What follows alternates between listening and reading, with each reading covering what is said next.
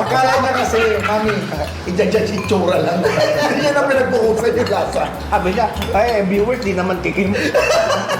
So, anong lasa sa'yo, pakbet? Pakbet na nilagay sa nilaga. Ikaw, ano masasabi mo? Di masarap. Hindi mo to! Minsan lang mag-comment Ang yan. straight to the point. Ikaw, tambay. Kulang sa asin. Actually, ito sabaw, pwede mo egg wrap soup. Okay, third. Ito yung sinasabi niyong binagoongan. Ay, di ba tayo sa bulalo? Hindi yan mo lalo! Masarap to papaitan na to eh. Sinigang yan!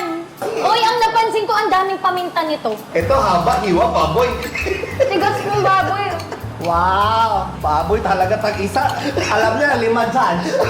Nag-isa tayo lahat. Talaga lang. Ay, Nakakangawit niya yan. Natatanggal na yung postisyo ko dito. Ang tigas boy!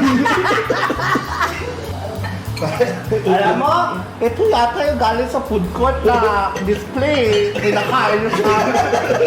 Ako, gawa sa goma. Lakas abat, nag-luto kayo. Tama? Ganda-ganda plating. Kung yata tayo, patayo.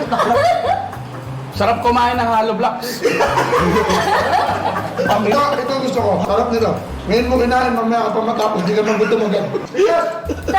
Sa lasa. Ito, hindi mo toyo to, adobo to. Ang dami pang kita. Ito pa rin ang galing pepper fish.